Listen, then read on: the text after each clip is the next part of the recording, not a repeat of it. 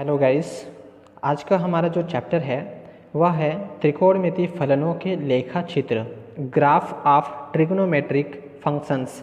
तो चलिए देखते हैं इसके अंदर हमें क्या क्या कार्य करने हैं और कैसे हम ग्राफ का निरूपण त्रिकोणमिति में करते हैं। तो सबसे पहले हम देखेंगे त्रिकोणमिति फलनों के ग्राफ खींचने की विधि। Method of drawing the graph of trigonometrical function.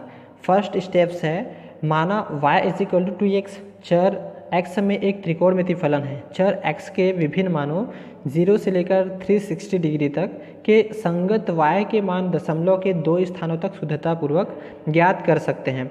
तो सबसे पहले तो हमारा जो फलन आपका दिया रहेगा, यानी कि y इज इक्वल टू जो भी आपका यहाँ पर फलन रहेगा, उसमें हमें क्या करना है, उनके x के लिए इन सभी डिग्री के ऊपर जो मान दिया रहेगा उसको डिनोट करके हमें क्या करना है, उसे हमें दशमलव के 2 स्थानों तक शुद्धतापूर्वक ज्ञात करने हैं। फिर दूसरा हमारा स्टेप बोलता है कि ग्राफ पेपर पर OX और OY परस्पर समकोणिक अक्ष खींचते हैं। तो ग्राफ पेपर हमें पता है कैसे ग्राफ खींचा जाता है। तो ये आपका क्या है, जनरली हमारा X अक्ष और Y अक्ष होता है और इसमें हमें क्या करना है, दोनों आपका OX और OY परस्पर समकोणिक अक्ष, यानी कि इस तरह से समकोणिक, यानी कि सभी के सभी क्या हो, 90 अंश का कोण हो और ये आपका क्या हो, X और Y के अक्ष पर हो। और ये हमारा जो मूल बिंदु होता है उसे हम डिनोट करते हैं O से। तो OX और OY यानी कि इस पर हमें क्या करने हैं, ग्राफ को निरूपित करने हैं। फिर आते हैं चरण 3, यानी कि स्टेप 3, निर्देशाक्षों पर उचित पैमाना मानते हैं और x अक्ष पर विभिन्न कोण x तथा y अक्ष पर फलन के संगत मान y लेते हैं। तो ये आपका, इसको हम x अक्ष मानते हैं और ये हमारा y अक्ष मानते हैं और x का जो हम मान भरते हैं इसको हम यहाँ पर रखते हैं, इसमें लिखा जाता है। और उसके बाद जो वैल्यूज़ x के मान भरने के बाद प्राप्त होते हैं, जो कि y फलन का होता है, तो y के मानों को जो प्राप्त होता है वो इसमें भरते हैं। तो इस प्रकार यहाँ पर सारे डिग्रीज़ को भरेंगे और डिग्रीज़ के बाद जो वैल्यूज़ प्राप्त होंगे वो यहाँ पर y में भरेंगे। फिर आते हैं स्टेप 4, सारणी से मानों के प्रत्येक युग्म के संगत ग्राफ पेपर पर एक बिंदु अंकित करते हैं तथा अंकित बिंदुओं को क्रम से एक निष्कोण वक्र द्वारा मिलाने से अभिष्ट लेखाचित्र प्राप्त हो जाता है। तो यहाँ पर यह बोल रहा है कि x और y के अनुसार हमें क्या मिलेगा, एक पॉइंट मिलते जाएगा। जैसे कि x का मान लो यहाँ पर आपका साइन 0 अंश का आपका जो वैल्यू है, साइन का मान लेंगे, 0 के मान 0 होता है तो यहीं पर आएगा। अगर 30 का मान लेंगे तो 1/2 यानी कि हाफ, तो हाफ मान लो यहाँ पर आपका यहाँ पर आ रहा है। इस प्रकार हमें क्या करना है, इंडिकेट करते जाना है और जैसा कि हमको मिलेगा जो भी हमारा पॉइंट है उसे क्रम से हम इस तरह से क्या करेंगे, मिलाते हुए उसको क्रमशः क्या करेंगे, ग्राफ खींच सकते हैं। तो ये आपका क्या है, 4 स्टेप्स है त्रिकोणमिति फलन के ग्राफ खींचने की। अब हम इससे रिलेटेड एक सवाल यहाँ पर सॉल्व करते हैं। तो पहला आपका जो सवाल है, देखिए, निम्नलिखित फलनों का ग्राफ बनाइए और y is equal to 1/2 cos x। इसके अलावा भी आपके बुक्स में और भी सवाल दिए हैं, हम यहाँ पर सिर्फ एक सवाल यहाँ पर ले रहे हैं, y is equal to 1/2 cos x। तो इसके बारे में हम यहाँ पर देखते हैं ग्राफ इसका कैसे बनाया जाता है। तो चलिए, हम सबसे पहले तो मुख्य चीज़ हम जानते हैं कि जो cos x है वह किसके दायरे में आता है या उसका लिमिटेशन क्या है। तो cos x का जो लिमिटेशन है वह -1 से लेकर के आपका +1 तक के उसका लिमिटेशन होता है। जैसे कि इसके मान जो होते हैं 0 डिग्री से लेकर 360 डिग्री तक, -1 से 1, यानी कि न्यूनतम मान आपका -1 के बराबर होगा और अधिकतम मान +1 के बराबर होगा। तो इसे हम या ऐसा भी लिख सकते हैं कि जनरली इसमें 0.5 अगर हम इसके अकॉर्डिंग में लें, y is equal to 1/2 cos x के अकॉर्डिंग में लें, तो इसके अकॉर्डिंग में हम देख सकते हैं यहाँ पर, चूँकि इसके पूरे का मान क्या हो रहा है, हाफ हो रहा है, आधा हो रहा है, तो आधा कर देंगे तो यहाँ पर 0.5 हो जाएगा। फिर ये आपके हो जाएंगे 1/2 cos x, इसके अकॉर्डिंग इसका लिमिटेशन हमारा क्या हो जाएगा, ये आपका हो गया -0.5 से लेकर 0.5 तक।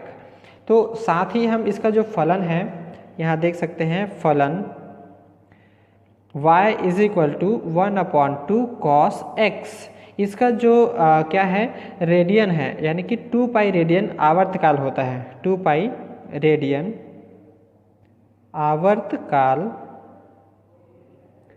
सहित आवर्ती फलन है।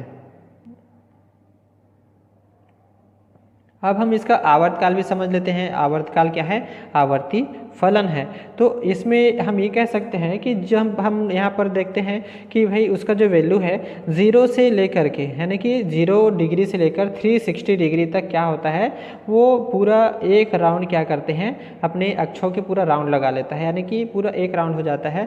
तो उस राउंड को हम क्या बोलेंगे? आवर्ती फलन बोलेंगे, यानी कि जितना से स्टार्ट किए वहीं पर फिर से वापस आ जाता है।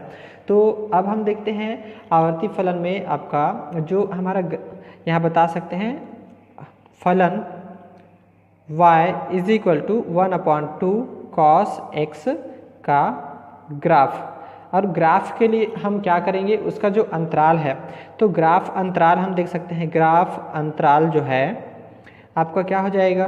तो 0 से लेकर 2 पाई, यानी कि हमारा जो वैल्यूज़ होता है 0 डिग्री से लेकर 2 पाई यानी कि 360 डिग्री तक हम उसका वैल्यू पुट करते हैं।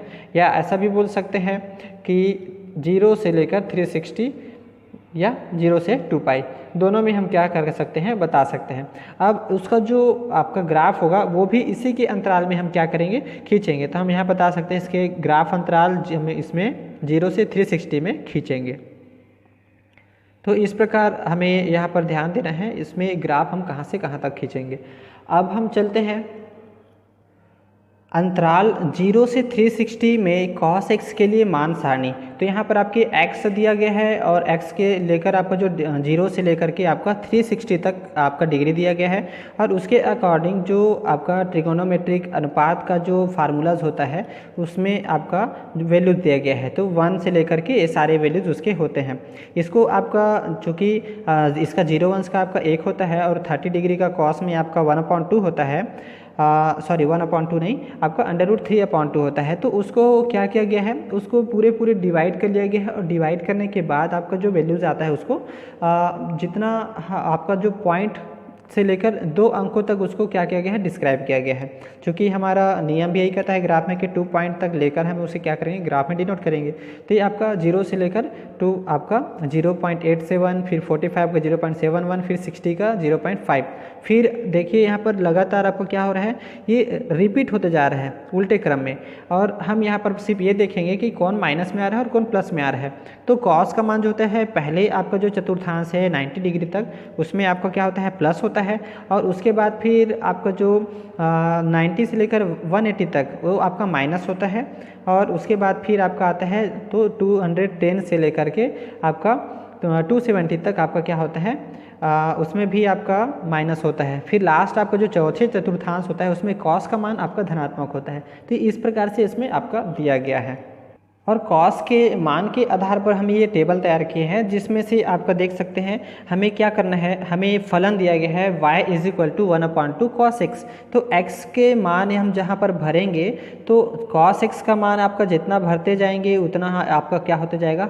1/2 से मल्टीप्लाई होते जाएगा। तो 1/2 से हम यहाँ पर मल्टीप्लाई करने के बाद लिखते गए हैं, चूँकि cos 0 अंश का मान होता है आपका तो 1 होता है। और इसलिए यहाँ पर जैसे ही हम क्या करेंगे 0 में 1 आपका होता है cos 0 अंश का मान 1। और जैसे ही हम इसमें क्या करेंगे 1/2 का मल्टीप्लाई करेंगे तो यहाँ भी 1/2 का मल्टीप्लाई होगा। तो ये आपका क्या हो गया? हाफ हो गया, यानी कि हाफ को लिख सकते हैं हम 0.5। और यहाँ पर 5 के बाद अगर चाहो तो 0 लगा सकते हैं। तो ये 2 अंकों तक हमें लेना है। उसी तरह हमारा जो होता है cos 30 के लिए, तो cos 30 के लिए हमारा जो वैल्यूज़ होता है हमने देखा 0.87 होता है। तो 0.87 में हम क्या करेंगे? 1/2 का मल्टीप्लाई करेंगे तो हमें क्या प्राप्त होगा? तो 0.435 प्राप्त होगा। इसी तरह हम क्या करते गए हैं? 1/2 का उसके मानों के साथ मल्टीप्लाई करते गए हैं। तो चलिए अब हम देखते हैं इन मानों को हम ग्राफ में कैसे निरूपित करते हैं।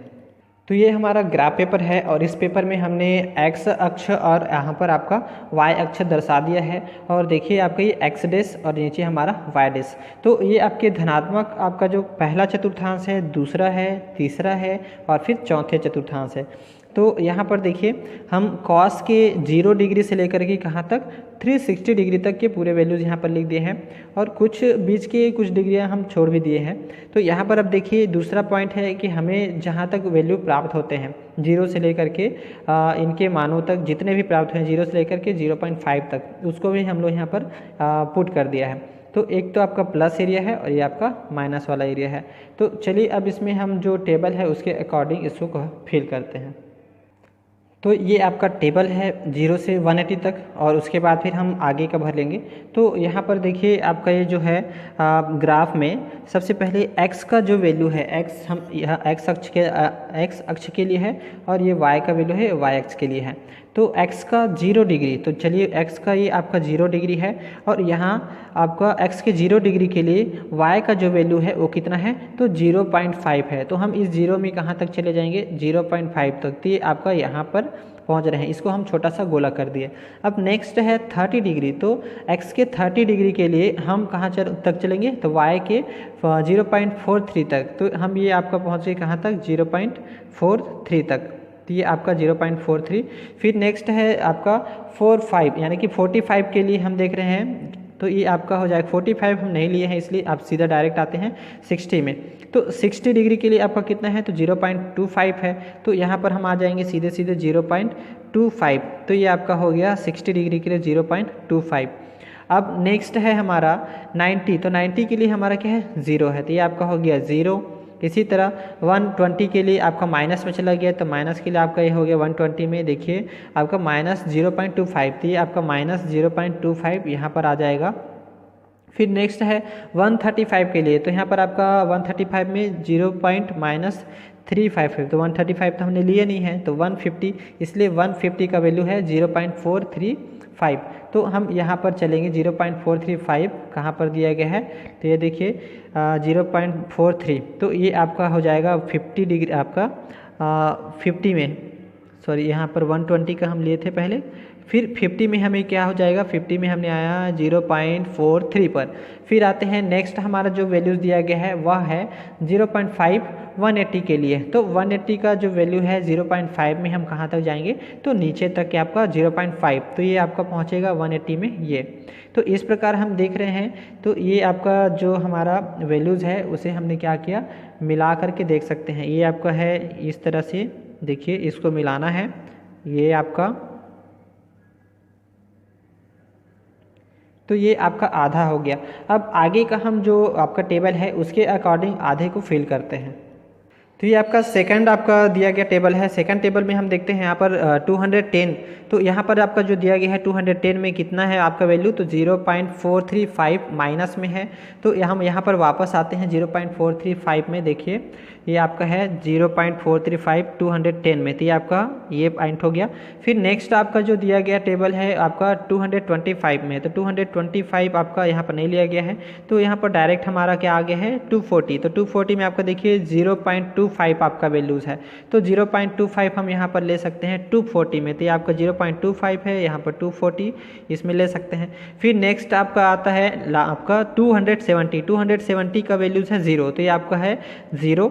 फिर नेक्स्ट है आपका 315 और यहाँ पर हम 315 नहीं लिए हैं, 330 लिए हैं। तो यहाँ पर आपका हो जाएगा आपका इसमें कितना वैल्यूज़ है, तो देखिए 0.435। तो 0.435 हम प्लस में है, तो यहाँ पर हम जाएंगे प्लस में 330 का आपका हो जाएगा यहाँ पर 0.43। तो ये आपका हो गया 0.43। अब फिर लास्ट हमारा क्या है 360 है। तो 360 का वैल्यू जो है 0.5 है। तो हम आ गए 0.5 में, और इसको हम वापस क्या करते हैं, इनको मिलाते चलते हैं। तो इस प्रकार आपका जो ग्राफ है उसको हम पूरा कंप्लीट कर लेंगे इस तरह से। तो ये आपका क्या बन गया, ये कॉस का जो आपका वैल्यूज़ है उसके लिए आपका ग्राफ तैयार है। इस प्रकार ये आपका फलन y = 1/2 cos x के लिए आपका क्या है, एक ग्राफ आपका तैयार है। तो आप इसी के प्रकार से आप दूसरे जो आपके क्वेश्चन हैं वो प्रश्नावली के उस क्वेश्चन को आप ग्राफ के रूप में निरूपित कर सकते हैं।